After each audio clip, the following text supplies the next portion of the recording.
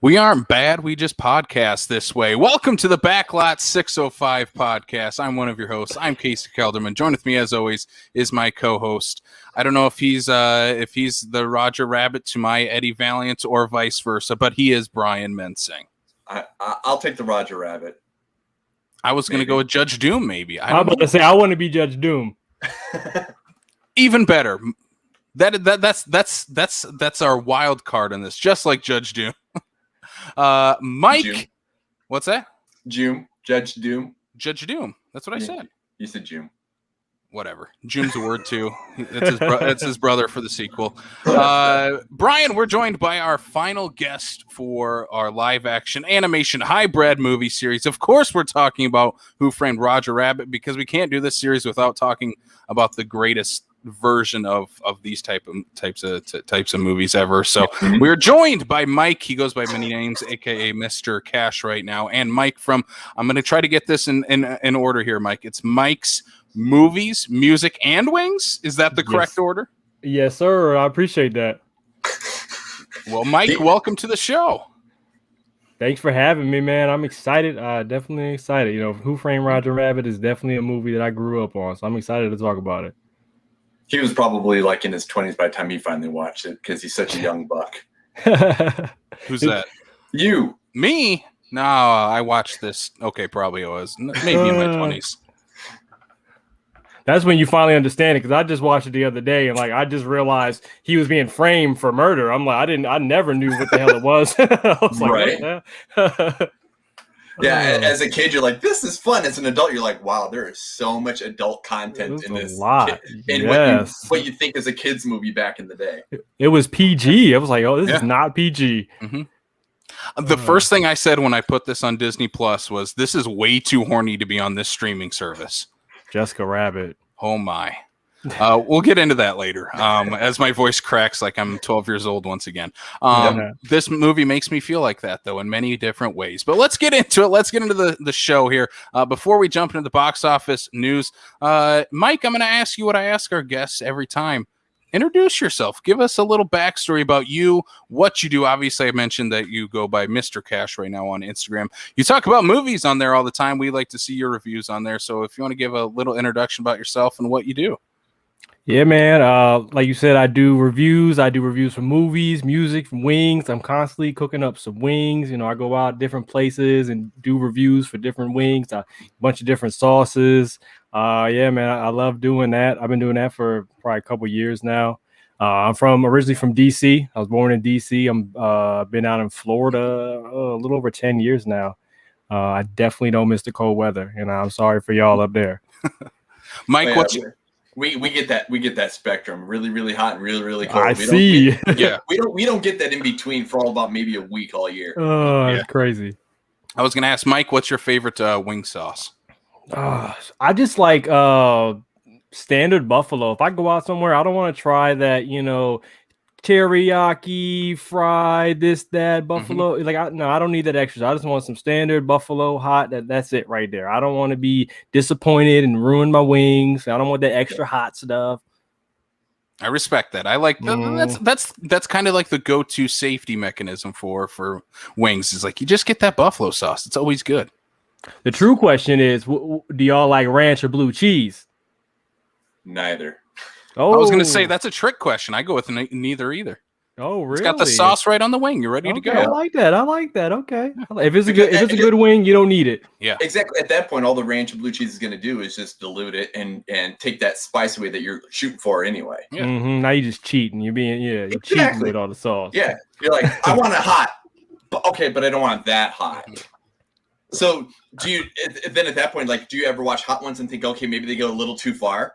Or they do it just for the shock value more than for the taste value? They do that. I've tried the Da Bomb Beyond Insanity hot sauce, a few times. I've done a couple videos with that shit. That shit is ridiculous. There's a point where it's like you're not enjoying it anymore. Like you're doing it to try it and get some experience. It's ridiculous. Like I can't even talk. Like at least 10 minutes after eating that shit, I'm like, yeah. And that's usually like halfway in between his like 10 sauces too. That's the last one typically. Yeah, that's typically like one of the last. He does the last dab, then he got the bomb like towards the end. Like it's ridiculous. We should have done this Yeah, that what were style you and thinking? just ordered a bunch of wings and had Damn, wings yes. on the show. We should have done that. That'd have been awesome. What I think of movies and music, like there's a whole lot of intertwining there between soundtrack and everything like that. What made you go movies, music, and then adding the wings to the whole mix to everything, making it one huge like profile? That was just what I was doing at the time. I had just got a grill and I was really learning the grill, and like I was always been into chicken wings, so I was always good putting wings on the grill and posting them, and like I just love doing wings. So I was like, let me just throw all the things that I like together. Something that's going to be easy for me to like continuously post content about. So like movies, music, and wings. Nice. Just keep it simple. The last thing I'll bring up here is why is there not a movie about competitive wing eating, like an over-the-top style of movie with Sylvester Stallone, but it's instead of arm wrestling, it's eating wings. That should be a movie, right? We need that. You say that, I'm probably go to Google and be like, oh, there is one. We just didn't know about it. Probably. There's definitely like a few what's the damn King of Queens episodes, with freaking what's his name eating wings with a couple different competitions. He definitely takes cake with that. Mm-hmm. Listen up, Hollywood. Put Kevin James in a feature-length movie featuring him eating a ton of wings in a competition. Maybe against Patton Oswalt. I don't know. Let's add both of them together. I'm with it. All right, Brian. Well, I'm expecting that there's probably a wing movie out there somewhere. But as you look that up, all I'm getting is just basically talking about competitive eaters. I'm like, I don't care about competitive eaters. I want to know about the movie. I don't want to see people shoving them hot dog buns in the water and shoving that shit in their mouth. It's just nasty. No. At that point, it's like just tell the competitor, just forget the hot dog bun, just eat the hot dogs. Oh, that is just gross. That is just gross. It's nasty. I'm like, yeah, hell nah. I could eat some wings. Yeah. Only in America with that we celebrate that on our Day of Independence. Guys shoving hot dogs, soggy buns into their faces. And yet, usually the winning competitor for a hot dog eating contest is usually some 95-pound like Japanese guy. Mm-hmm. Or a really white dude called Joey Chestnut. That's his name. He always wins. He's reigning for a while. Why do I know that? I don't know. But let's get into the box office. We'll jump back to food at some point during this episode. But box office numbers, we got two brand new movies opening up here at the top. Number one is M. Night Shyamalan with Old, $16.85 million. Mike was not a fan. I have not had a chance to see it yet. I don't think, Brian, you have either. I have not. Can you give us your version of it without any spoilers? Because like I've even tried to avoid anything. I've seen the one trailer they've been throwing in front of movies, but other than that, I'm like trying to keep myself like blinders. I can't say too much without it. Like you said, you go to this beach, you start aging rapidly, and with that, with the aging rapidly comes with the shit that happens with when you get older. You start losing your hearing and your vision, and and things like that start to happen. And they're trying to figure out how long they have before they pass away from old age and what's causing it. And then with M. Night Shyamalan, there's some big old twist, and the twist was severely disappointing. I was just like, come on, man. Like it was just sad. In a range of like, The Happening to like Split, like where would you put this in the rest of other M. Night movies? Why are you putting two of his best movies in that category, Brian? Oh, it's definitely like a happening. And he's being very facetious in regards. No, I love that. I love The Happening. I feel like as I've gotten older, I start to appreciate The Happening a little more. When I originally seen it, I thought it was trash. You just compare it to his other thing. But this is definitely on The Happening, same realm, like same twisty kind of. It's different, but like similar. Like maybe so bad it's good. No. Or just so bad it's bad. It's just bad. Okay. It's just bad. All right. I'm still gonna go watch it and probably love it. Yeah, absolutely. I love M. Night Shyamalan. Like if it's weird and dumb and the twist makes zero sense and people talk like aliens in it, like that's what I'm expecting for an M. Night movie. And that's what I've been hearing with Old is makes zero sense. People like talk to the camera or give weird speeches that make zero sense that feel like movie characters. I'm like, yeah, give me that. That's an M. Night movie right there. they're on this tiny beach and like something dramatic will happen over here, but like nobody right over here notices it at all. I'm like, what's like you did not just see that man fall like that? Like, come on, like what happened? Like you saw what happened. Like it's crazy. No, I didn't. Yeah. I got my blinders. Are you guys surprised this was number one? I kind of was. I was kind of expecting Snake Eyes might have taken it, but I'm kind of surprised Old took number one.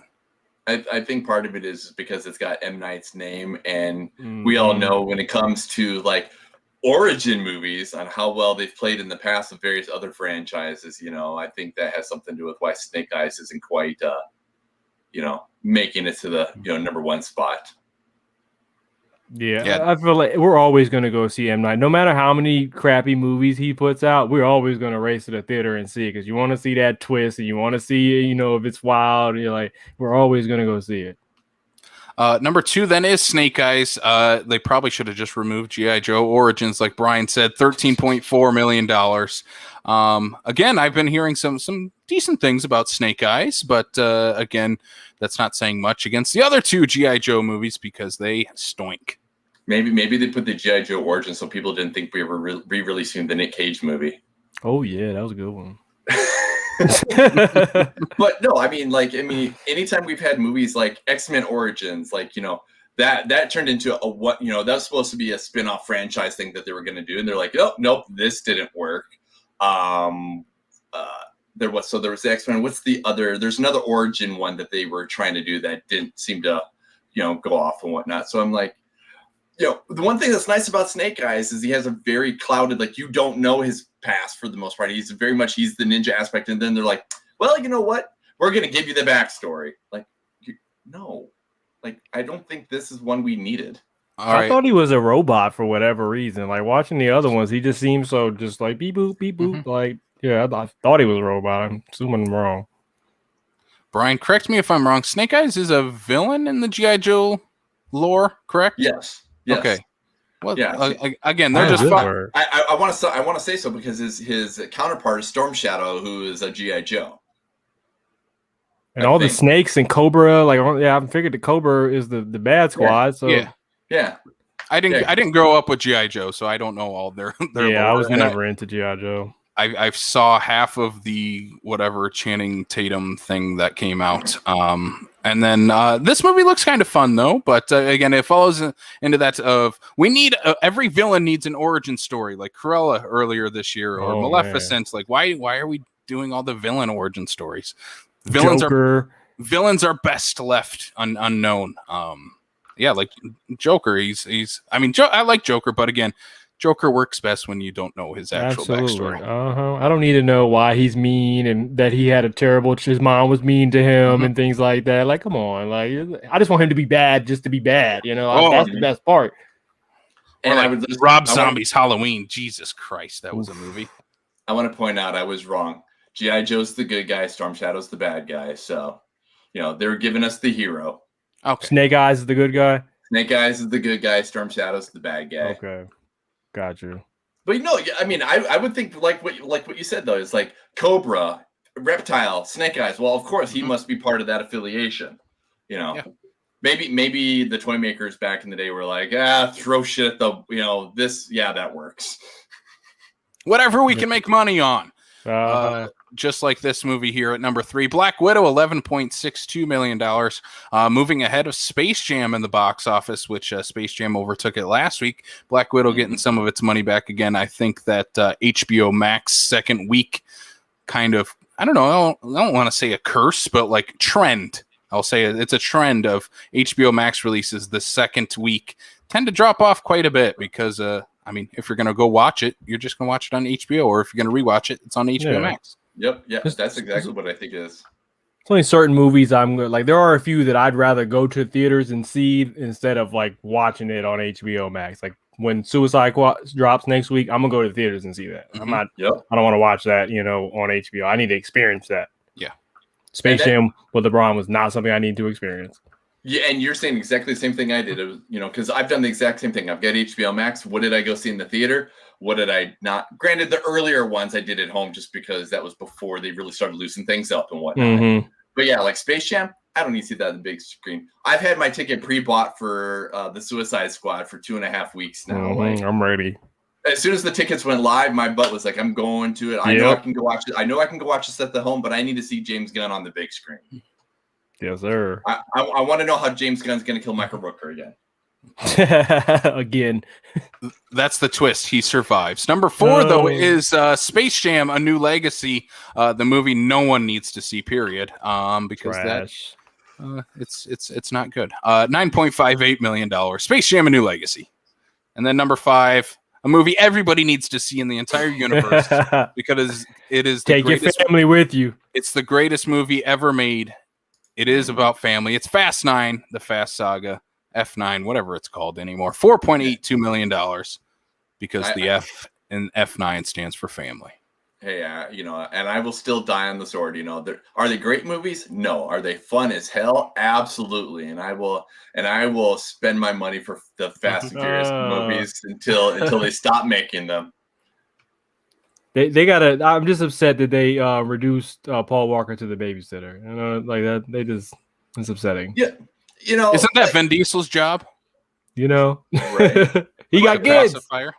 I would say at least this, as opposed to trying to recast and just letting the Brian O'Connor character stay in the sunset and whatnot. At least they wrote in a plausible reason why he stays behind, because he's very much more equipped to handle if the bad guys come to try to get the kids, as opposed to leaving Mia behind.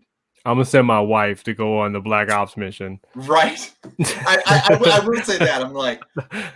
But remember, it's family she's going after. She's gonna go take care of the brother. So I know, the one we've never heard of for all this time. He's been so amped about family for 8 movies, and we've never heard about the brother. And is somehow the whitest person that is on the planet, John Cena. Hey, I love the fact that they wrote that in there, and I will stand by that too. Like literally the one line where Charlize Theron is like, "I never detected a Nordic strain in the family bloodline." She gonna end up being their mom. Watch, they gonna write that in somehow. That's gonna be the twist.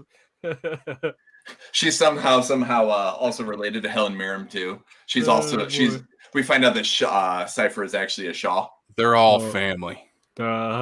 Oh my goodness, that thing was a mess. It was fun, but it was a mess. Like I said in our Patreon review for the movie, it's a 0-star and a 5-star movie at the same time, and I don't know how that works, but they make it happen every time.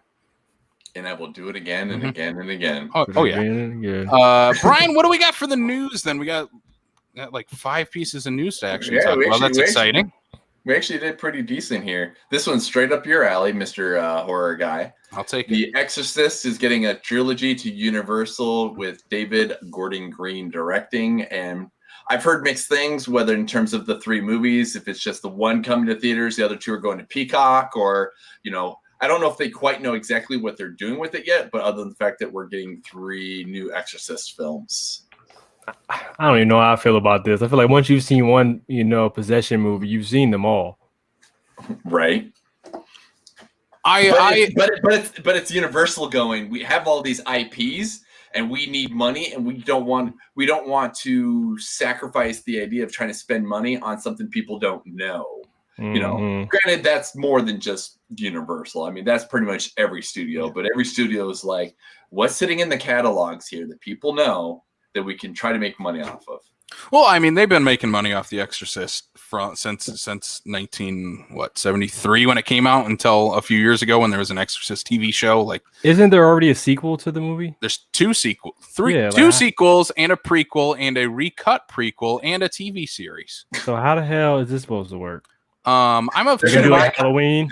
They'll just retcon everything like Halloween. Yeah, that's what I've been hearing, especially with some of the original cast coming back. I do like Leslie Odom Jr. joining the cast. That's kind of cool to have him probably as the lead of this series. And what's the name's allegedly not even coming back, or so she said. What's the girl that played the Exorcist? Oh, Linda Blair. They'll sneak a cameo in. I'm sure they have to. Like, she is the movie. The thing that's kind of puts, like, I don't know how I feel about it, is the price tag of the movie of over $400 million for 3 Exorcist movies. We really need each one to be like $125 million production. Really, I didn't know The Exorcist costs that much to have a girl floating above a bed, but I guess it does. That's the only thing I'm worried about, is that we're going to get, unfortunately, probably a lot of CGI effects in this, and it'll be very computer graphic heavy and not really based in kind of that same type of lore that the first Exorcist movie is, or even Exorcist 3, because Exorcist 3 freaking rules. Well, and from what I was hearing too, the same guy, that agent or whatever that helped put that coordinated this whole deal, is the same guy that did the Netflix Knives Out with Ryan Johnson. So it's like, when I hear a price tag like that, all I'm picturing is that there's this one guy in Hollywood that's like, I know how to make big paychecks for myself. Watch this. Oh, you think you can do it? Here, hold my beer. I'm I did it once. Watch me do it again. So, shit with this. Best agent in Hollywood right now is whoever this guy is. Right? I know, especially, because it's what, $400 million for the Knives Out trilogies with Netflix. At least, I've been hearing, $450 for that. So, geez. Yeah. I got more hopes for that. Like, they got a lot of faith in The Exorcist to be able to put that big of a price tag on. I don't see it nowhere near doing that well. No, well, especially with 2 sequels going to the cock. No one likes the cock. Get rid of it. and we saw how Knives Out went, and if Ryan Johnson can get the same magic he did with those other 2 sequels as he did with the first one, Netflix is sitting on a gold mine. So, the cast looks incredible. Like, I cannot wait to see the cast looks incredible. So, and maybe, who knows, maybe we'll start to see something start fleshing out from this here. Not necessarily on the Knives Out level in terms of like a cast and whatnot, but I agree. Leslie Odom Jr. adding to this definitely intrigues me. Have we seen anything from him like that? That's on that level. To like Hamilton was awesome, like I love that, but like, what have we seen him in that's gonna he's gonna be dope in Exorcist? What was One Night in Miami was the movie I'm trying to think of that he was in last year. That was good. Yeah, I like critical acclaim. I don't think he's delved into horror yet, so I think that's at least kind of cool. I don't know how I feel about David Gordon Green. I don't know if he's the right guy for this. I don't know. Very iffy on this trilogy coming out. I'll watch it though, because I'm me. If it's anything like these Conjuring films that have been putting out, then that's whoa. What do you talk? There's only 2 Conjuring movies. Or all them spinoffs they got, The Nun and yeah, Casey's over there going, I don't know what you're talking about. Those are dead to me. Okay. There's only 2 Conjuring movies, like I said. All right, I got you. So on to the next piece of news here that we have, which I don't even care what in terms of this next piece here. All I know is based on who we've heard for names and just the name of the movie is we got the poster for Jordan Peele's Nope. Like, I'm so excited about this. You could not even tell me just those words right there, Jordan Peele and Nope. Like my butt is in the seat for that. Like, even if like you would have given me that first before, because they've already given us like people that are going to be in the movie. Like at this point right now, like if you would have started out with this, I was already sold with my ticket. Like, I would love to see them take the risk and just not show a trailer. They're like, it's a Jordan Peele movie. It's called Nope, and it has him and Daniel Kaluuya teaming up again. I'm like, you'd probably still end up being number 1 at the box office. Yeah, absolutely. I completely agree. And, especially for the fact that, he's proven himself as a horror director. And I'm sorry, I find kind of humor in just a name of a movie going, Nope. Because you think of all of those movies where it's the the one guy, it's always like, why did you do that? You're yelling at the screen. Don't be doing that. Nope, that didn't happen. Like I imagine this is I kind of hope this is going to be kind of Jordan Peele's like meta take on horror movies. We know he can do straight up horror and everything like that. Is to kind of maybe go his Wes Craven kind of put horror on its ear, kind of thing with this. Maybe, I don't know. I'm excited either way. Like I liked Get Out. Us was kind of, on the fence with me a little bit, but I'm definitely, I'm excited about Candyman. I'm like, that's my second, most anticipated film this year. And so I'm hoping this one's going to be I know it's a year out, but I'm definitely excited. Yeah, I think he's one of those kind of right now those directors in Hollywood that just can't do anything wrong in terms of fans, critics, or box office. Like he's just one of those directors that everybody universally loves and is looking forward to his next movie. So I think I think this will continue that trend. So we felt like that about M. Night at first too. That is true. Yeah, M. Night's first couple movies out the gate, you're like, yeah, this is amazing. Please tell me that Jordan Peele does not turn into the M. Night. No, I do not. They got the same little vibe already. You know, they're doing a little twist at the end. You know, like it's kind of going that direction. It's okay. Jordan Peele didn't make a movie with Rosie O'Donnell before he made Get Out, so he's good. What movie is M. Night with Rosie O'Donnell? What was that one? It was right before Sixth Sense, like the year before. Yeah, well, I'll look it up. I got what it was called. Okay, you got it. Yeah, I can't remember what it's called. But yeah, I'm excited for it. I was ready to move on to the next one, but Brian, I'll go ahead and read off the next one if you're ready. Wide Awake. Wide Awake. Oh, I was looking him up the other day. I seen that. I didn't know what the hell that was. Wide Awake with him and Rosie O'Donnell, Dennis Leary. Hey, there's Julie Stiles in there. Mm-hmm. Yeah, definitely not your atypical. That was one of those like director for hires. Like I need a paycheck so I can put the roof over my head kind of movie. Mm-hmm. So I can make the Sixth Sense and fund my next film. Yeah. Yep. Now he's like, oh, nobody's gonna give me money, so now he funds it himself and makes movies like Split and makes money hand over fist. Mm-hmm. All right, Brian, what do we got next? I guess I'm keeping in the horror realm with these. Yeah, you are. What the heck? Who put this thing together? All right, Christopher Landon to write and direct Netflix's We Have a Ghost with Anthony Mackie and David Harbour. Because at this point right now, you can't throw any movie anywhere that doesn't have somebody from Marvel in it, I swear. But I'm completely okay with it just because, I mean, I'm a fan of Anthony Mackie. I've been a fan of Anthony Mackie since 8 Mile. And David Harbour, obviously, since Stranger Things and whatnot. Just all I see is horror movie with these two in it and Netflix. Well, I already have Netflix, so I'm going to watch it. Is this a comedy or is this a horror? It sounds like it's going to be like kind of comedy. It's a family horror comedy. Okay. All right. Like Haunted Mansion kind of thing or what? Which is right up my alley.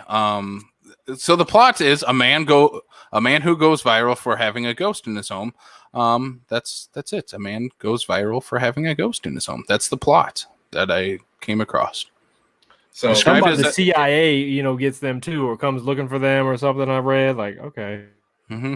I was like, so it's the man Anthony Mackie, or is it David Harbour? I'm hoping it's Anthony Mackie because he definitely has more of the comedic chops. Mm-hmm. I don't know. David Harbour is pretty damn funny. In Black Widow, he had me laughing. Yeah. He plays a great Russian, especially when he breaks a mutant's arm. I would assume it's David Harbour because also in the cast is Jennifer Coolidge, who I would assume plays his wife, which I think would be a great comedic duo, those two. Maybe Mackie's the ghost. I would be okay with that. I would be okay with that. Especially if it was kind of on the same lines of like The Frighteners. Yeah. Something like The Frighteners. Mm-hmm. I'll go with that. Yeah, that's like horror, but it's comedy, yeah, I'd go with that. I like that. All right. Next thing we have here, Leslie Grace cast as Batgirl in the HBO Max film set for from Warner Brothers, set for HBO Max. This the girl that winds up in the wheelchair, right? Yes. I'm not even quite sure who this Leslie Grace is. Did you even look her up, Casey? She is In the Heights. Yeah, she's the lead actress from In the Heights. Oh, duh! I knew that. She beat out some other big name young actresses for this role. So I think Warner Brothers was definitely happy with her work in the Heights, keeping it in the family there. And I'm excited that HBO Max is doing some more like superhero movies that probably might not do as well at the box office, but might get more people to either stay on as a subscriber to their service or become a new subscriber. I think that's kind of the trend. Obviously, they're following for Marvel with all the Disney Plus shows. So I think this is kind of their answer to it. Well, I think a little bit of the taking cues from DC, from the Marvel side of things, and like the Netflix going, we need to have more in-house content to draw people into the subscription, and something you're not going to get on the big screen. Mm-hmm. Do we know if this ties into like the DC universe, or if it's going to be like with the Matt Reeves Batman, or? That's what I was wondering when I saw this casting, if it would tie into the Matt Reeves Batman, because Commissioner Gordon in that is played by who's Commissioner? Is it Jeffrey Wright? I was going to say, I'm trying to pull it. Yeah, Jeffrey Wright is. So I could see that. Like, Jeffrey Wright would be fun to have as Commissioner Gordon if this is our Batgirl. Like, that would be fun to connect the two in this way. Like, I want to keep going with the Robert. I haven't even no one's seen the Robert Pattinson one, and I want it to keep going. So and if we have Jeffrey Wright in the Matt Reeves Batman, who is playing Gordon, who in the comics is a white dude, and obviously Jeffrey Wright's not a white dude, and Barbara Gordon in the comics is a white redheaded girl and whatnot, and obviously Leslie Grace is not. That maybe there is a little bit of that connectivity there. Just because, otherwise, be like, that. So maybe. Mm-hmm. And that also kind of ties into like what we've been hearing about, like the Gotham. What was it called? Gotham Police Department TV show. Oh, well, they already had a TV show. Yeah, they had there's another one coming out. Yeah, there's another one. The Gotham Sirens. That's supposed to tie into the Matt Reeves Batman movie coming to HBO Max. I can't remember what that's called. In this Batman. Yeah.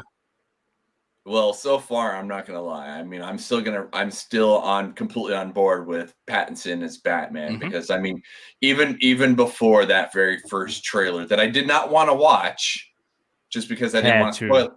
I didn't want to spoil it, kind of thing. But at the same time, too, you sit there and you're like, yeah, y'all can throw shade at the whole Twilight thing and whatnot. He's going to crush it as a Batman.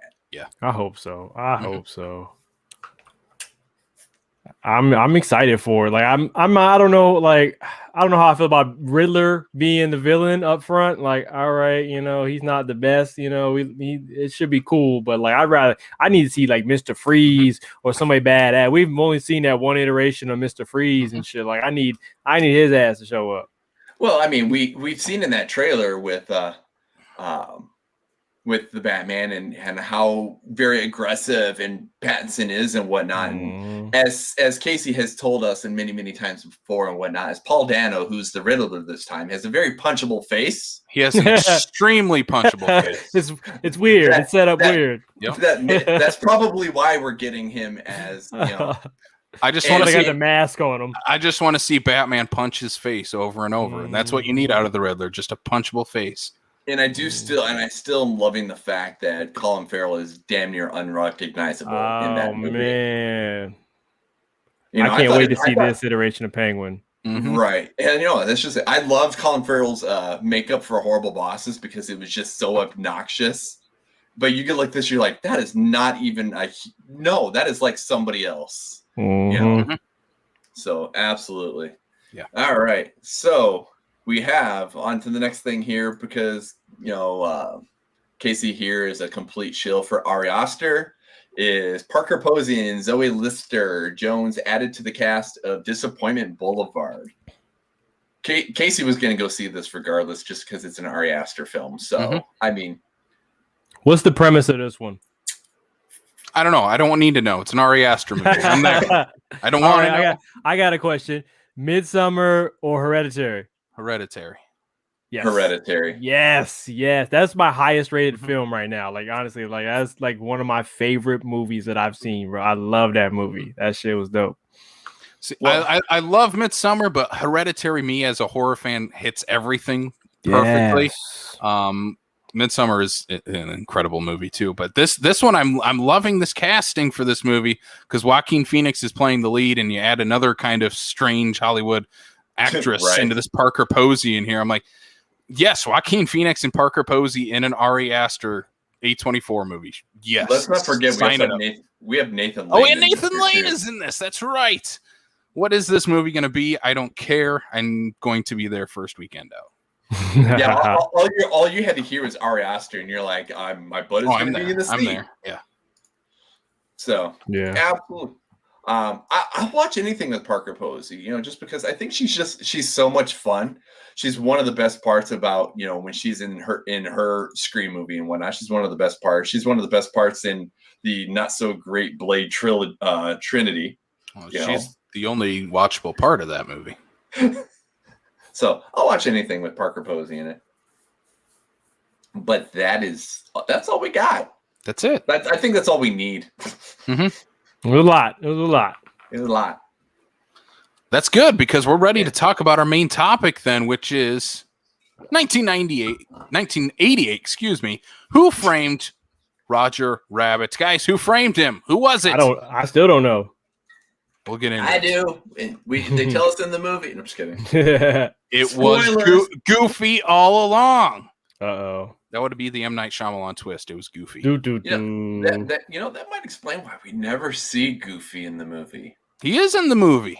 Jessica Rabbit mentions him. She said, what's the name? Roger was better than Goofy. I'm assuming she dated him. She did probably a lot more with him, I'm thinking. Mm-hmm. And Roger is watching a cartoon of Goofy in it. Uh-oh. Oh, that's right. I think there's a little jealousy there. There was something going on. Well, we have jealousy all throughout this movie. Like, you can't tell me it didn't happen before the movies or the time frame of the movie. Mm-hmm. So let's get into this. 1988's Who Framed Roger Rabbit? Obviously, we are doing this entire series because Space Jam: A New Legacy came out, and we're talking hybrid animation live action movies. And what's the first movie literally everybody thinks of when that comes to mind? Well, it's this one right here. Who Framed Roger Rabbit? This is the movie that made me say this is what we needed to do for this series because of Space Jam coming out. Because we had this play at our historic state theater, and I immediately was like, this is what we need to do for the month of July. So I've been looking forward to doing this episode since basically about a month ago that Roger Rabbit played at the state? I'm not sure. I missed it, unfortunately. Like, I love this movie, but unfortunately missed it when they were playing it in the theater. But I mean, this is just one of those great. Okay, so for me, this is when we talk about Robert Zemeckis movies. Obviously, one of the great like 70s, 80s, 90s up till now directors. Especially, I mean, obviously you throw in, his stuff with Tom Hanks, the Back to the Future trilogy. Obviously some of his newer like dramatic movies like Flight. But like for me, this is easily my favorite Robert Zemeckis movie. I love this movie so much. I think this is just one of those once in a lifetime movies that obviously, as we were talking about movies like this that are comparable to it, it's there's nothing else that can even compare to it because nothing is as good as this. Standard. Yeah, this is it. This is the gold standard, and I will certainly say I'm a little biased when it comes to the Bobby's movies and whatnot. This is a good solid number 2, but that's just because I will live and die by my Back to the Future. Yeah. But other than that, you're absolutely right. I mean, in terms of the movies that have been made to imitate and try to recreate and doing the live action and whatnot, because it's not like it was not done before. Because like I said, we've done Pete's Dragon. That was, more than 10 years before this and whatnot. Mm-hmm. But, this is, for the most part, the gold standard because, of how well they did this movie and being able to incorporate animation and live action together so seamlessly. And this was the late 80s. Like, yeah, that's the wild thing about it. Like it's almost like the technology from back in the day. Like, how the hell did they figure that out? Like building the pyramids and shit. Like, how the hell did you make that shit work so well? Mm-hmm. Mm-hmm. And there's maybe, like as you watch and, as, they've been able to restore and give us, better versions of the movie and whatnot, you might pick up on little things here and there now. But even still, I mean, even those little things where you're like, okay, now I see this kind of thing, whatever. It still doesn't take away with it just because there's so much magic to this movie and how well they did what they did, that you're willing to be like, all right, it was 1988. I'll give them that little bit. this is one of those movies even movies today can't even compare to in terms of like introducing like CGI technology into live action characters like the new Space Jam. This movie is so seamless and everything it's doing, combining all the performances, the animations, the sets, both in our real world and in the animated world. Everything seems and feels like super real. You're never taken out of the world at all by this movie. And I think that a lot of, I mean, I would say, obviously, movies are a collaborative effort, and it takes a lot of moving parts to make these happen. But without the direction of Robert Zemeckis doing what he's doing in this movie, of so many moving components out of it, and the performance of Bob Hoskins in the lead, like those two are like they're the heroes of this movie. The reason we still talk about these today. You need Hoskins' performance in 120%, and then you need Zemeckis to be able to direct both live action and animation while he's doing this. It's I don't even want to imagine what that was like to make this movie. I would honestly say, Bob Hoskins basically helps shoulder this here. I mean, it's not to say that other people in this movie don't carry their weight, because I had to look up his name, whatever. The guy that plays the voice of Roger Rabbit, Charles Fleischer, you know, he definitely gives, so much to that character that I think he definitely helps shoulder. But as basically the guy that's on the screen that actually has to exude the performance, not just vocally but physically and whatnot, I think he definitely is able to shoulder that so well that I think that's one of the things that's helped make this movie stand the test of time too. Interacting with nothing has to be incredibly hard, definitely. I read that he was going crazy afterwards, seeing tunes after filming it. He was like getting in his head. They must have got it. Wow. They got into his head enough. He made Mario Brothers. We don't talk about that movie. Neither did he. He admitted that movie was the worst movie he ever made. I agree with him. But in this movie, though, he is incredible, and also we can't disregard the great Christopher Lloyd in this movie. No. He is incredible in this movie, and we'll get to some of his big scenes, but goddamn, he's so scary in this movie, and that's something only Christopher Lloyd can kind of pull off, the like being scary enough to actually scare kids, but not being too scary to take them out and make them cry during a movie. Like this, Tim Curry auditioned for that role. What's that? Do you guys feel like Tim Curry would have been too scary? Hell yeah! Oh man! Oh yeah! Tim Curry. Tim Curry would have made this easily. It's 1988, so PG-13 was available by then, or was a thing by then. So if Tim Curry would have been this easily would have been a PG-13 movie. But I also think that, and I think that's one of the reasons why we get such an amazing performance out of Christopher Lloyd as Judge Doom, is because this is the second movie he's made with Bobby Z because of Back to the Future. To the point, by this point, he's like, okay, this is a director I can trust. And I'm going to give that 110% because I know what he's capable of after doing Back to the Future. Because actually just finding out how Christopher Lloyd almost didn't do Back to the Future. And I imagine that maybe if he hadn't done Back to the Future, maybe he wouldn't have done Roger Rabbit. You got to have a lot of trust in the director to somebody to bring this idea to you. Hey, you're going to interact with cartoons, and nobody's going to be there. You're going to play this weird ass judge character trying to kill tunes and shit. Like, you got to trust, who's bringing this to you. Like, that could be. I'm like, I don't know how I feel about this.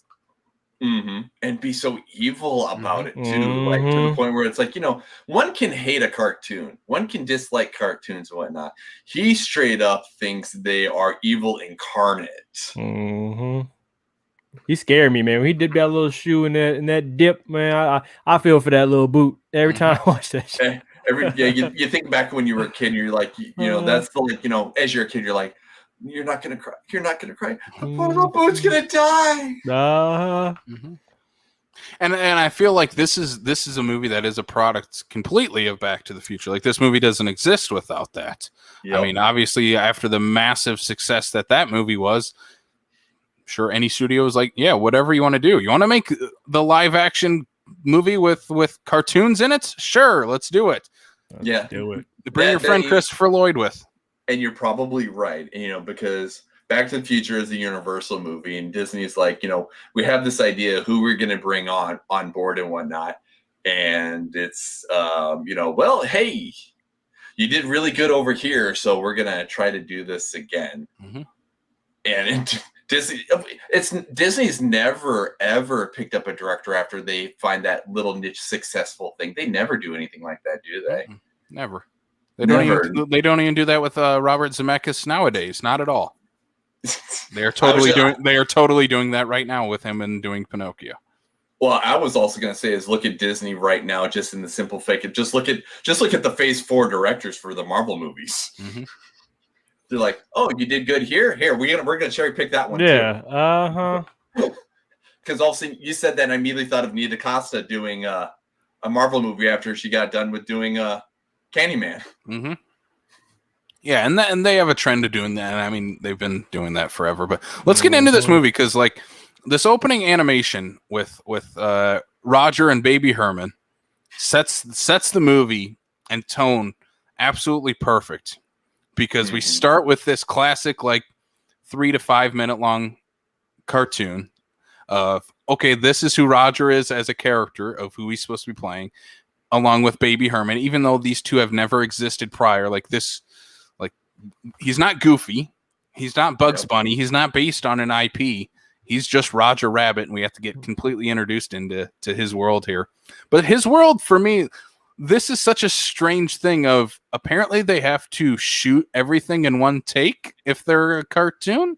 Is there no editing available in the cartoon world? Is there no editing available in the world of Who Framed Roger Rabbit? Because it seems like they have to shoot everything in one take. I was wondering with that too when I watched that the other day. Like, what's wrong with that? Like, all right, let's just run it back, drop the fridge on him one more time. We ain't gotta do all that extra shit. That seemed like it took a lot. Yeah. It's like they couldn't have Roger shoot, his, actually have, what was it supposed to be, stars going around his head, and he had birds. Yep. Like, you couldn't have just, had him do that and edit it? I don't know. You saw him try. He hit himself on the head 17 times. He did try. He didn't get stars. Mm-hmm. This tracking shot, when it goes from when the fridge lands on Roger and it's completely animated and the fridge door opens and we're in live action, it's so freaking seamless. And then the tracking shot that follows right after, I'm like, this is movies right here. This is why I think this is Zemeckis' best movie. Like, this is just pure bliss. I love it. Did you guys feel that way? Maybe I'm just nerding out about this one scene. The opening scene was awesome. I think it keeps moving. And that's one thing I liked about it, because it wasn't uncommon, in terms of the time period of what these movies came out and whatnot, to have the little cartoons before the movies at the theaters and whatnot. And this is what it kind of felt like when it opens up, even to the point where it's 1980. You're like, what am I watching? I came to go see this movie, and all of a sudden I'm getting a cartoon, and then that's when you get that, that backing where they're coming back, and you realize, oh, I'm in the movie. Okay. I see where this going here is. I do like the way they start that out. Just, it felt like those, the cartoons that you'd watch before the movie starts and whatnot. Also, you're like, oh, I am in the movie. So I think that was a genius way to start the movie too. It gets you a way to, like you said, you introduce characters you don't know before. You're again, IPs you've never heard of before. And it kind of gives you a way to be able to introduce them before you really introduce the dark side of the story. Yeah. Immerses you into their world. And I mean, it also even sets up Bob Hoskins with 2 sentences of he hates tunes and he's a drunk. It's all right, that's his character. We know him. And we know Roger from the cartoon. Everything is set up within 5 minutes of this movie. It's incredible. And I do have to say is I do appreciate in in terms of Bob Hoskins' performance in this here, is we do have, even before towards the end of it when things get a little looser and whatnot, is that there's a little bit of that comedic side of things while he's still being very much in a dramatic performance. He knows what movie he's in. He's not trying to be in anything different than what he's in right here. Okay, to reference, I know Brian, you watched this the Netflix the movies that made us on Back to Yes. the Future, where Yes. where that episode on Back to the Future just shits on Eric Stoltz for about an hour. Jeez. You noticed that too, huh? I did. It was kind of mean, but that's besides the point. But in that, But it wasn't some good performances. But it was a different performance. It wasn't in the right movie. It wasn't what Zemeckis was going for. Right. This is a similar thing of this is his Marty McFly here. This is the main character that if that performance is not right, the entire movie doesn't work. And that's what Hoskin is doing so well in this movie. He definitely carries it. Yeah, definitely. I would honestly say that is a very good comparison in terms of the Michael J. Fox to Back to the Future to Bob Hoskins in this and whatnot. Is that you're absolutely right. If you would have got somebody else to play this and whatnot, you would have had a completely different movie and probably not potentially not a good movie. Because if there's also one other thing that that Back to the Future thing also told me too is that Bobby Z was not on a good track. Him and Bob Gale were not on good tracks until Back to the Future. So this could have been potentially another bomb had it not been for the performance that we got out of Bob Hoskins and Christopher Lloyd. I tried to put Bill Murray in the role. I was like, I don't know if that would work for me. Like I could see it, but like I couldn't get enough seriousness from him. Like it would just all comedic. And the thing is, I was just thinking Al Pacino would have kind of been in the same time of maybe someone they could have considered, but I'm like, Pacino would have taken it too seriously. Bob Hoskins is kind of the middle ground between Pacino and Bill Murray in a way. Yeah, because Bill Murray would have been in that because I mean you're talking it's 1988. This is in between Ghostbusters 1 and 2. He would have been making fun of the movie. Yeah, he definitely would have been very much on the ear with it, and I'm definitely glad if they would have said this is a Bill Murray thing and I'd never heard of it, I'd been like maybe, but no, you can't make this movie any different way. You can't cast this movie any which way than it was already done. And I also love that this movie is just a straight up it is a great standalone movie. It's a great love letter to classic noir. It's also a massive love letter to classic animation and cartoons by introducing all the characters. Like it's incredible to see that just less than 40 years ago, right? Yeah, sure, right around that. That we have Looney Tunes and the Mickey Mouse crew and classic Disney characters, and we have Woody Woodpecker and Betty Boop all in the same movie together, all in same scenes together. They would never do that now. Never. No, never. There would be so many licensing nightmares. We see Marvel and Sony now, or Disney and Sony now, and shit. Yeah. I mean, like for instance, if you look at even just like Ready Player One, or even like when we're talking Space Jam here, is that for Space Jam Legacy, all of the properties are in there. They're working with properties that they can either probably get very, very cheap, or they own, right? And like this here, this is back in the day in the 80s and whatnot, where Disney themselves they're in that teeter mode. They're looking for that thing that's going to get them the cash cow. And, they're not the 600-pound gorilla they are nowadays. Where to the point like, oh, you want to put our characters, okay, as long as you don't put our characters into a bad light. Like all of the characters that are Disney characters are never really shown in a really horrible light. All the ones that are fictitious ones to the movie. And they're never out of character. All the characters in this movie that we previously know are all still in character. And I love the backstory of why the Disney characters are in this, or what some of the terms are. Because when we're introduced for the first time, Dumbo is really the first one we get introduced to of flying. But when we get Daffy and Donald Duck doing the dueling pianos, it's incredible. But one thing that was set up, this is per Disney, is that if you have the equals, like when we later get Bugs Bunny and Mickey Mouse, they have to have the same amount of screen time. Can't have any more, Daffy can't get one more second than Donald. It has to be the exact same amount. Wasn't this a Disney film? Yeah, it was under the Buena Vista umbrella. That's when like they did Nightmare on Elm Street like that too, right? They thought it was too edgy. Yep, because Nightmare is under New Line. Okay, yeah, all right, got you. Yeah. So no, and that's the thing though, is that that may have been a per Disney thing, but at the same time too, it works because I mean, especially that scene with the dueling pianos and whatnot. like each one of them gets their own curmudgeon during the whole thing and whatnot. And then by the time you get to the end of it, they're both being ripped off stage at the same time. Yeah. You know, we didn't get the who is the better, who wins the duel kind of thing. It was just that everybody gets the shit kicked out of them. They both get pulled off stage. We go on to the next thing. And I think that's and like I said, no one's ever out of character. They're both completely in character, both respecting one another. Of like, this is our counterparts, especially later Mickey and Bugs being in a scene together, totally in character, but they are the exact opposites. But they would react the way that they'd actually react to each other. I think they respected all the cartoons and all through the whole thing. Nobody really got pooped on or anything like that. Nobody was really made fun of it. Like you said, everybody was in character the whole time, and that's why I respect that too. Like they really brought the cartoons in, and didn't change them, try to make them weird or anything like that. Like the actual cartoons in the movie.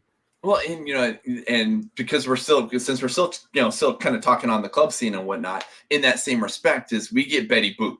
And Betty Boop is completely in character. They didn't be like, you know what, we're in the quote unquote real world. So, when Betty Boop was making her cartoons, we were filming in black and white, but she's actually a color character. No, Betty Boop was a black and white character, and she even references the fact that, times are tough because cartoons are in color now, and not black and white. So, and that's why she's working there. Right. I find that joke hilarious. Yes. And then you have like the was it the Mary Poppins Penguins are the ones serving all the trays throughout the club. I'm like, this is incredible. I love this. And then we get introduced to the reason many of men went through puberty in the 80s and from beyond, Jessica Rabbit. She was too thick for PG-13 or PG. Yeah, they don't draw them like this anymore. Here, hold on. Here we go. We go. They try to in Cool World. But I'm not bad. I'm just drawn that way. Right. Again, like I said, this movie is way too horny to be on Disney Plus. That should be on the poster of Who Framed Roger Rabbit. It was now exclusively on Hulu. Too horny for Disney Plus. But Jessica Rabbit, though, is such an interesting character. Obviously, she is known now, especially, as kind of like, in a way, the sex symbol of this kids movie in a weird way. But she's also a very fascinating character because of her relationship with Roger. And obviously, in being introduced to Roger first, you probably expect right away she's probably a villain. She's going to turn on him and money is involved. This is maybe how that's going to go. But it's like, no, he makes her laugh, and that's why she loves him. Like, it's just a simple thing to introduce with these two characters, and completely explains why a woman that looks like Jessica Rabbit is in love with the goofy, weird, eccentric Roger. But that never happens. So it happens sometimes. Just ask Rob Schneider. Oh man, all them goofy dudes. You gotta find a nice little wife. I'm trying to. Who plays Jessica Rabbit's voice? She was in there singing about "Get Me Some Money" too. I was like, oh yeah, she about to be a villain. She definitely looked like the villain, like Cruella. Didn't that scene remind y'all of or vice versa, where Cameron Diaz in The Mask, when she come out singing? I was like, oh, this is very reminiscent of that. It now that you say that, that really does remind me of the Cameron Diaz like introduction scene. It was like, oh man, I was like, get us the Roger Rabbit, Jim Carrey, The Mask crossover. Make it happen, Hollywood. Actually, that would actually work really well. The last time you saw somebody be in The Mask again, you were sitting on the movie. So, are you sure you want that? Who Jamie Kennedy? Oh, poor Jamie Kennedy. No. I'm not even talking about the son of the mask. The last time you saw the mask. that extra from Space Jam that was trying to be Jim Carrey. I didn't even notice him. I didn't even notice it in there. I don't think. couldn't Mr. stop Freeze noticing was all it. in my damn face the whole damn time. Yeah. Casey's over there going, I didn't even see a basketball game. Were they playing a basketball game? I'm like, there's some weird guy cosplaying as the Mask in this. How can I watch basketball? They threw all that stuff in there just to distract us from, the terrible thing that was happening in the foreground. This is true. This is actually what happened.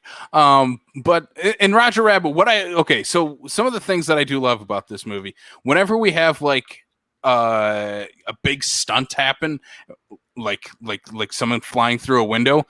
I love that it's just the set and they rigged it that like when they pull out part of the wall, it looks like Roger ran through the wall. Like I just love that that's how they went across that. Like today it would just be CGI of like we'll just CGI the wall and that's where Roger probably runs through the wall and that's how that happens. Like no, back in 88 Zemeckis is like, well, we're gonna have to cut out the wall, rig it so whenever the scene's gonna happen, we pull the part of the wall out.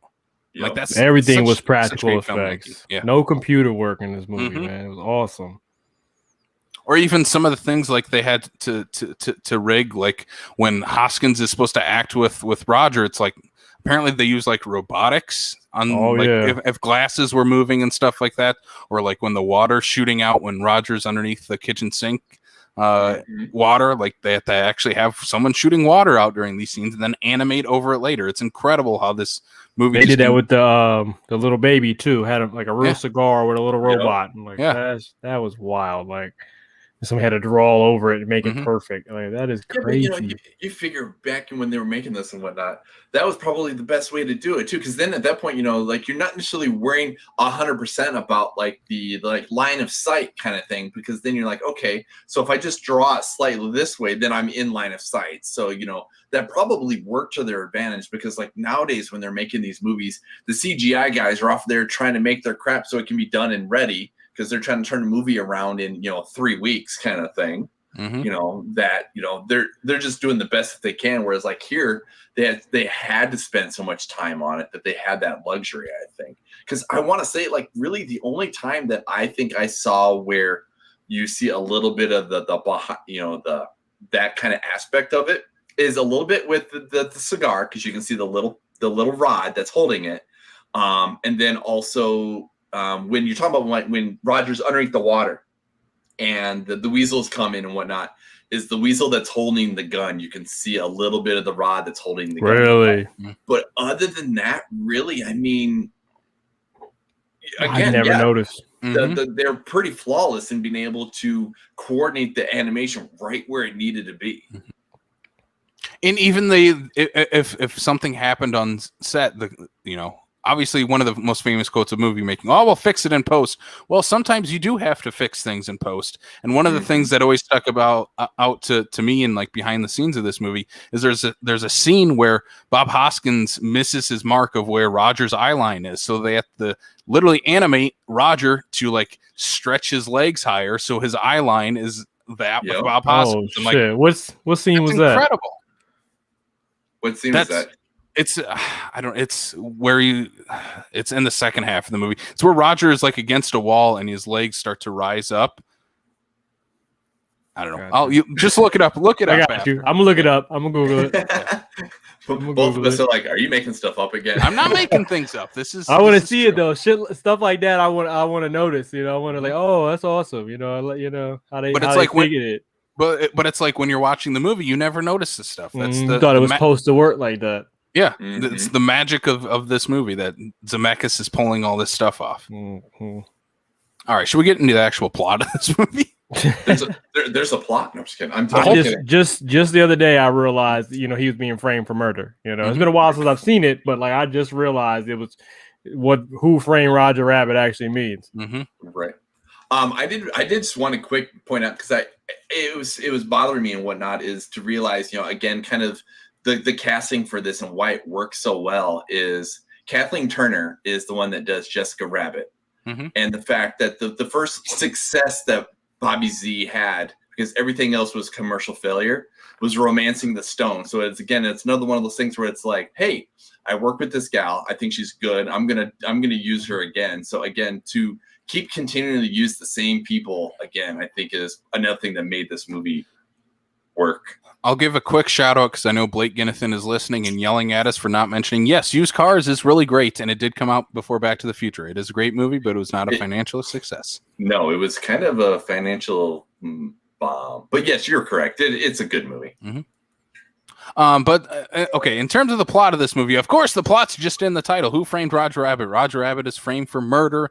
Jessica Rabbit is involved somehow because she is playing patty cake with the owner of he's kind of like the owner of Toontown, I think is I was trying to figure out how that worked. Which is kind of strange that he owns the entire town. Marvin Acme, which again, another cartoon reference with Acme. Another cartoon reference, and yeah, you're absolutely, well, I mean, just in the same it's a gasser. Yeah, I mean, and we've come to synonymous to Acme, to Warner Brothers, to Wile E. Coyote, and all that stuff and whatnot. So to have somebody to quote unquote own Toontown in that same respect, it's not a stretch in this. Like, just the way this movie works and whatnot, it makes sense. Especially for the fact that the warehouse is literally like the edge of town, to the point where on the other side of the wall of the warehouse is Toontown. Mm-hmm. I need a backstory on Toontown. I need a prequel. Who drew it? Mm-hmm. I would be okay with that. Mm-hmm. But I also love the fact that when it comes to the murder of Acme, and when we get Bob Hoskins hired and whatnot, is in Toon World, the quote unquote version of cheating is playing patty cake with somebody else that is not your husband. And literally playing patty cake, and it's not an innuendo or anything. It's just straight up patty cake. They're literally playing patty cake. Patty cake, Jessica. He was upset. He was upset. Also, he gets a freaking piano dropped on his head. Where's the blood? Where's the blood in this movie? We need the R-rated version of this. Because Toons don't bleed. Well, he's not Acme. No, when Acme got it, he gets a safe, right? Oh, it's a safe. Is it a safe? Yeah, it's a safe on his head. Yeah, I was thinking that too. No blood, no nothing. Mm-mm. They cleaned it up by then. Somehow they got his head out from underneath that too. No, they just left that underneath there. There's a much more grotesque movie in there somewhere. Oh boy. Am I stretching? When I was watching this, I felt like I got like Lion King vibes from this. How like I feel like the weasels was kind of like the hyenas, and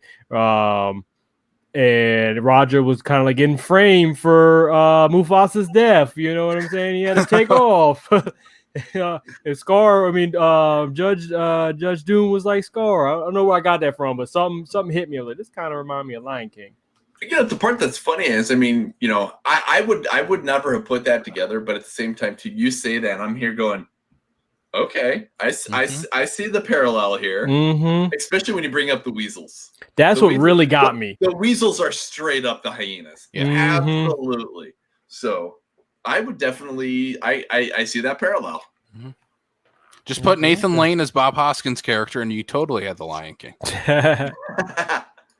But yeah, so the weasels are such great side characters, like the side villains that I feel like are kind of missing in a lot of movies nowadays. Like memorable, like let's talk about like the Marvel movies. All like Thanos had his army, Ultron has his army. You don't remember any of that. Whereas something like Lion King, you remember the hyenas, you remember the weasels in this movie. It's a lost art form in itself of having like great minion side characters. And I'm not talking about the minions, because minions are god awful. Tell that to every 10-year-old. I will tell that to every 10-year-old. The minions suck. I will. Oh boy. But I think that's something that this movie does so well, is kind of play on some of those classic tropes, but also being totally original in the way it's presenting all of them as well. Mm-hmm. And I do like the fact that, with the weasels, the weasels themselves are very memorable, but at the same time too, they all have their individual personalities. I guess a little bit kind of like the weasel, or like the hyenas do though too, because like if there's anything you always remember about the weasels, is there was always the crazy one that always wore the straight jacket. Everybody else is relatively gangster and whatnot, and then you have Crazy. You always remember Crazy. Mm-hmm. Yeah, they were definitely memorable and expendable at the same time. But that's what the great thing about them. They didn't need a whole lot of backstory, just enough of their character definitions. Like, all right, I like you said, the crazy one. Like, you always remember the crazy one. You don't know his name, but that was the crazy one. Yeah. And really, in terms of like animated characters and whatnot, like outside of Yosemite Sam, nobody's really toting guns and whatnot. These guys are like, we're just gonna be going all out and causing problems. They was killing people in this movie. It's PG, and they was killing Right. people, bullet holes and everything. There wasn't no blood, but it was bullet holes. I was like, whoa, this is a lot. Yeah, but like you said, though, we can make PG because there's no blood. But they had the prostate joke. I was like, I'm kind of doing a lot. Probate? No, prostate. Like, oh man.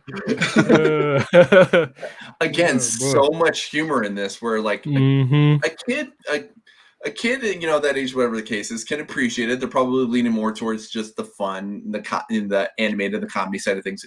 But there's enough of you watch this as an adult, and you're like, this might not be a kid's movie. Oh wait, it's not.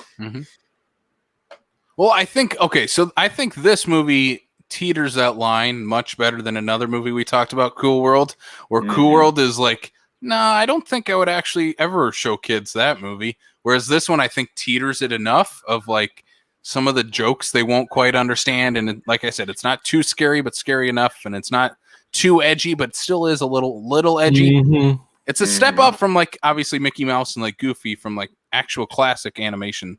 But it's kind of like that next level. If you grew up with those cartoons, this is kind of your next step into that. That'd be edgy enough where you can take your kids to see it, and it's not terrible for them to watch. They'll enjoy it, and there'll be jokes for you to enjoy. Like it's definitely, like you said, it teeters that line. Like my daughter, I put this on the other day. My daughter was at the opening scene. She was watching, Roger run around and whatnot. But once it got out of Toon World, she kind of like tuned down and whatnot. It's not flashy anymore, Dad. What's going on? Did she get to the Judge Doom scene at the end, which even for me at 27 years old, I crap my pants watching? I don't know. I kind of was like in and out, watching it in the kitchen, and she was in the living room. So I mean, she was there, but she didn't, she didn't have an issue. She didn't come screaming for me. She probably just saw the animation going, he's being weird. Crazy okay, when we get to Judge Doom at the end of this movie, oh my God, he is nightmare fuel at the end of this movie. When it's okay, so when the plot is revealed that obviously a guy named Judge Doom that looks like he does in the movie, played by Christopher Lloyd. Spoilers, he's the villain. Did you guys figure that one out? Oh yeah. Or the fact that I love the fact that the villain is a toon.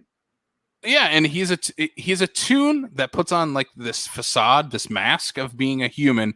But when that is revealed of him getting rolled over by the huge steamroller, and him getting up, I'm like, oh my God, that's terrifying. Like, imagine seeing that in real life. Blew himself up. Right. Yeah. I was about to kill this man with a steamroller. Oh no, he came right back. Like, oh man. Well, in fact, I love the fact that he blows himself up by blowing on his thumb. He walks over to that damn the air machine. Like he was tough, man. He was scary. He was definitely he was wild. He was and like as I watched it again, you start noticing how they lay the line for him. The breadcrumbs were they said he gave a lot of money out through Toon World and became the judge. Then whoever killed Bob's brother, robbed the bank for X amount of money, and was there it goes. I never noticed that when I was young. I was little. I didn't pay attention to all that, but now I'm like, oh snap. But then I feel like they kind of just threw him at us, when the reveal happened. I was like, I wasn't ready for it. Like that he shot the guy, and then Jessica was like, "It's the judge, it's the judge." I'm like, what? Like, hold on, where did that come from? Like, yeah, all of a sudden, all of a sudden, he's got the beady eyes and a high pitched voice, and they're talking. They laid that line, about the beady eyed, high pitched voice that killed Valiant's brother and whatnot. Also, you're like, and he's like, I sounded like this. I'm like, oh my God. This isn't. You could just kill me talking to me like that. High pitched ass voice. Those crazy animated eyes. Oh my God, it's terrifying. He was tough, man. He was a wild one. Then when they did dispose of him, they're like, I wonder who he really was. I'm like, oh shit, I gotta do my Googles. Like, I'm like, is he a real cartoon? Like, I gotta look him up. Like, who was it? Who was he behind that mask? Like, oh man. Yeah, I Judge Doom is one of the scariest things in any kid's movie ever. Like, Judge Doom is terrifying. Like, even like I said, me as an adult, I'm like, this is still really creepy and scary. Like, I don't know if I could have handled this as a kid. Yeah, it was tough. Like, he was definitely a mean looking dude, man. Definitely, he's a creep. But when he finally gets his comeuppance at the end, I mean, we all get to clap and cheer. Bob Hoskins gets to do his weird cartoon dance, which is very amusing. He was singing. I love that part when he started singing. Like, oh, okay. Doing backflips. I was like, that's definitely a stunt double. Right? Yeah. Bob, we want you to do some cartwheels. I'll give you what I can do. You need to find somebody else. But I thought that part was cool. And I do love the fact that they kind of laid that little seed earlier in the movie about laughing too much will kill a tune, to the point where he's able to be like, oh, hey, I remember this here, and he goes full on tune, and to basically go and kill these guys and make them go to He's killing them. I was wondering why they were just turned into ghosts like that. Like I didn't remember them talking about they could laugh them to death. Well, because they were. I'm trying to remember where it's. Oh, when in the same scene where when Roger's underneath the water and whatnot, one of the weasel, the main weasel talks about not laughing too much or you're gonna laugh yourself to death. Because they laid that seed earlier on, and that's why Valiant knows to do that. And I think don't they mention it again too? Just before he kind of comes to that epiphany. I think Judge put Doom that music on. Doesn't Judge Doom say something at the end too? Oh yeah, you might be right there too. Yeah. But there was one thing I was going to get at. There's two scenes I do want to talk about before we get to the like Avengers Endgame of animated characters at the end of this movie. Is something, Brian, I know you'll want to mention and bring up, is Benny the car. Benny's amazing. Benny is amazing. And I feel so bad whenever he drives over the acid and he has to like walk around like with his tires all destroyed. I'm like, I feel so bad for you. Yeah, but you feel bad that happens because because it's the sludge or whatever the hell they call it and whatnot. So it directly affects him and whatnot. But if it wasn't for that happening, then we wouldn't have gotten the animated cab driving the real car, because then at that point he would just drive himself and whatnot. So his frame turned into arms instead of drive. Yeah. So to see an animated car driving a real car, I think was a brilliant idea. To be like, all right, I'm going to do this here just for the sake of the dramatic effect of stopping them, when they do and whatnot. To be like, hey, you know what? He's not going to be able to just go and start driving off in the next 2 scenes later, or whatever the case is. He's still going to be hurt, still be damaged. So he's like, no, screw it. I'm going to make the cab drive. Roger just pulled up in a beat up truck. But I also like that too. No. You're not driving. You get in the passenger seat. I'm driving. Turn his lights on. I'm like, all right, go ahead. Yep. And then I also love the moments where Bob Hoskins' character basically, he gets his whole arc is wrapped up before we even get to the climax of this movie, where he pours the entire bottle of booze out and throws it away. Like shoots it, right? Shoots it with them weird ass bullets. He shoots it with the bullets, the animated bullets. Yeah. Those the bullets are great though, because it kind of it's a little bit of the throwback to the old classic westerns and stuff like that. Especially for you got that one Indian bullet as well. But is the fact that we got this beautiful 6-shooter kind of animated gun that he's when he starts to realize I can embrace the tunes. And it shows that he's obviously we get a ton of dropped lines of he used to work in Toontown with his brother. I mean, this fully embraces that of he needed a tune gun if he was going to work in there. Yeah, like his real gun wasn't going to work against them. You had to bring in, you had to fight fire with fire, or a tune gun with a tune, or until you fire it down the alley and the bullet doesn't know which way to go. So when we get to the finale of this movie and everything's kind of happy-go-lucky, everything wraps up, and we get all the Disney characters, the Warner Brothers, Looney Tunes characters, all showing up together, and you get like this big mesh of like Woody Woodpecker's there, and Mickey Mouse and Bugs Bunny, and who else is all there? Snow White, Betty Boop is there. Porky Pig gives our final line. Tinkerbell has to ruin it, like she always does. But yeah, one thing I do love about that too is that, you know, like you made mention of like Snow White and everything like that, is that, you know, they didn't just go for like the big, huge, like anything that's going to like catch your eye. I mean, even like the little blue birds from like Snow White kind of thing, or Sleeping Beauty, I think might have been, whatnot, you know, just even like the little like third and fourth rate animated characters or animations from these movies and whatnot are even thrown into the mix. Yeah, like I said, this is like the Avengers Endgame moment of cartoon nerds. Like this is their Avengers Assemble moment. Mm-hmm. And I would also like to point out that I think that putting Bob Hoskins in an animated world looks better in 1988 than some movies that they do nowadays. You know, I mean, it's very. I think they animated pretty flawlessly. I think it would only work with him in 1988, though. You know, when he stepped out the shower all furry, I was like, oh, they wouldn't put a man like that in a movie nowadays. He'd have to be ripped and sweaty and shit. I was like, oh man. They'd be like, Bob Hoskins, who? No, we need Chris Hemsworth. Yep. No, they'd redo Brad Pitt. They'd bring his ass back.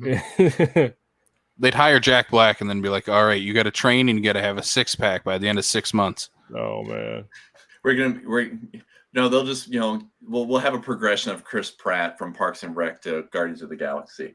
Yeah, no one likes ripped Chris Pratt though. We can do Fat Thor. I don't think even Chris Hemsworth doesn't. I think he would be like, I do more Fat Thor. Okay, just put the suit on me. Give me some beer. He knows who his wife is when he gets home. He's not worried.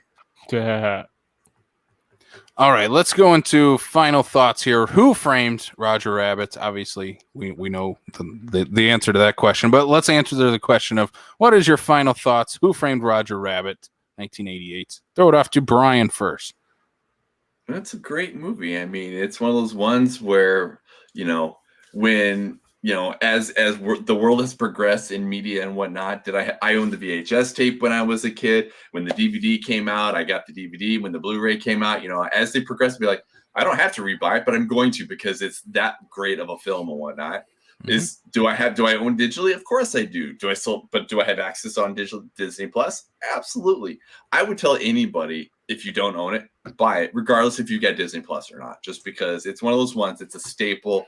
It holds the test of time, and it is worth every minute you invest in this movie, over and over again and over again. And I know I always get a kick out of the fact that the kid who's almost like half my age has got more VHS tapes than I do. Including, and I lived through that era. Including Who Framed Roger Rabbit. But that's okay. Mike, what's your final thoughts?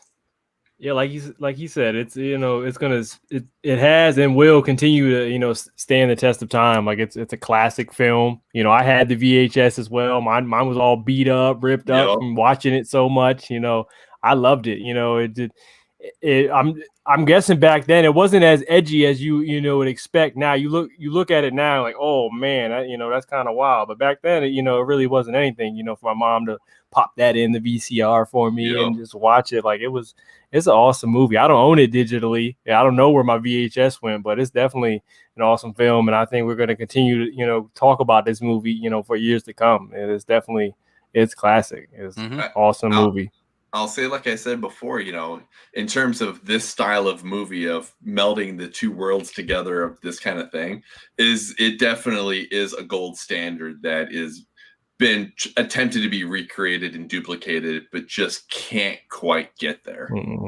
Often, like I'm saying with the pyramids, you know, how did they do that? You know, we can't recreate them pyramids. Often imitated, never duplicated. This movie is, in my opinion, a masterpiece. I don't think there's anything wrong with this movie. There's everything right with it. It is a fantastic movie, 5 stars. Robert Zemeckis' best movie. I could rewatch this movie over and over, and just keeps getting better. It's just one of the great movies of not only the 80s, but I would say it's one of the great movies of all time because there is really nothing else like it. Nothing else can compare to Who Framed Roger Rabbit. Even though you gotta respect the character crossover still, you know, Yeah. like it's unfathomable to think that them to do that nowadays, you know, it's just awesome. When I was watching it earlier, I mean, the other day, I was like, oh, this is wild. Like they got Disney characters and Looney Tunes in here. Like, what is going on? I was like, is that really Bugs Bunny? Like, oh, it is Bugs. Oh, snap. Yeah, it's not one of those ones where like they altered the look just enough that they don't have to pay the royalties. This is Bugs Bunny light. Bugs Bunny adjacent. This is his third cousin twice removed. Bugs Rabbit. No relation to Roger. Last question that I got then for us. If you were going to pair Who Framed Roger Rabbit with another movie for the ultimate Who Framed Roger Rabbit double feature, what is the other movie you would pair it with? Oh, boy. That's a tough one, huh? Brian, do you have anything? I can see you're thinking. I'm just gonna go with, and because this is something I would legit do, but that's just because they're two of my favorite films and whatnot. Especially for Bobby Z movies, is putting this with Back to the Future, because for the time these came out and almost back to back and whatnot, they're two good solid movies that you can enjoy over and over again and watching over and it wouldn't even matter which one do you watch first, which one do you watch second, because both of them you're going to get fulfilled in watching both these movies back to back. Mm-hmm. I don't even know. Just think like, what would I put this together with? Like Bob Hoskins and Mario Brothers. Because an Irishman. To be honest with you. The one I'm going to go with, just because it's I love villain Christopher Lloyd in kids movies. I'm going to pair this with Dennis the Menace, because scary Christopher Lloyd in kids movies is the greatest thing ever, and both of those movies has that. That is funny. All you said was scary Christopher Lloyd. I knew exactly where you were going. I was like, oh my god, he's going there. Yep, there he went. That movie still holds up and is it's pretty great. That was a solid one. I like that one from back in the day. I love Dennis the Menace. You might beat me. Like I went straight up classic. Solid movies. You're ever going like, yeah, watch this. Hold my beer. Something weird. Let's go Dennis the Menace. Switchblade Sam. Jeez, he's terrifying. Yeah. Mike, do you have anything you'd like to throw out there? Man, the first thing that came to my mind, just thinking about like the feel good, like for kids and got the adult jokes like Hook. That just the first thing that came to my mind.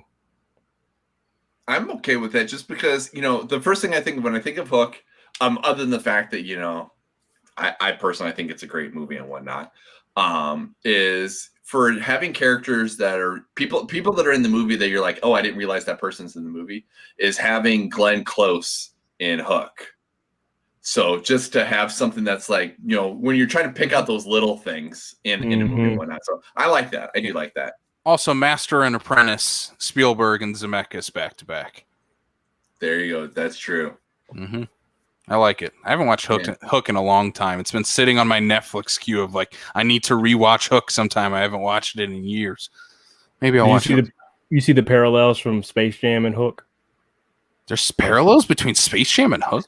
Space Jam 2 was just Hook all over again. Oh. Like the little boy taken to an imaginary land. The bad guy tries to, tell him how his father's nothing, and tries to tell him he's better than his father, has him playing sports, in the imaginary world. But one of those two is good. Yeah. You're right. Yeah. All right, let's wrap this thing up. Go check it out. Like I said, this is the horniest movie you will find on Disney Plus. Who Framed Roger Rabbit? Go check it out if you haven't watched it in a while. And if there might be some people out there that might have never seen this, go watch Who Framed Roger Rabbit ASAP right now. And then watch it again, and then watch it again. Mm-hmm. And I will say this here, Casey. You're saying this is the horniest movie on Disney Plus. You don't know some people's fetishes. You might be wrong. It's an animated character, Brian. I do know some people's fetishes. She just comes switching out that room like, oh, okay.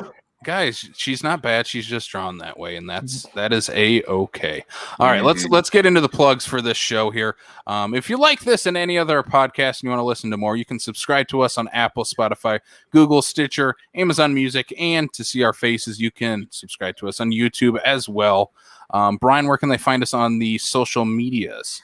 On the social media, you can check us out: Facebook, Twitter, Instagram, and Letterboxd HQ, all at Backlot 605. On Facebook, we also have the South Dakota Film Community Group, where we just like to talk about movies and everything that's going on and filmmaker stuff, and trying to build this wonderful film community in little South Dakota. Mm-hmm. And to piggyback off that, if you are listening to this on the 28th, when this does come out tonight, 8:00, Full Circle Book Co-op, we do have a South Dakota Film Community Group meetup downtown Sioux Falls, so come join us. We invite filmmakers, film fans, movie watchers, people who just want to be extras in movies, like the guy who played the Mask in Space Jam: A New Legacy. We want you there. Please show up. Please join us. I thought you were going to say us. What's that? We are extras in movies. We are not as obnoxious as the weird Jim Carrey wannabe. He was doing something right. He got us talking about him. He will have me talk. I will probably nominate him for Best Actor of the Year at this point. But you can also support this podcast on Patreon, patreon.com/backlot605. Join our $1, $3, $5 tier limits that we have there. And our $5 tiers, you get a bonus episode each and every week. Me and Brian are working on our final one for the animation live-action hybrid movie series this week, as voted on by our patrons, which is going to be Mary Poppins, which is... I have not watched that movie in such a long time. I have not watched that movie at all.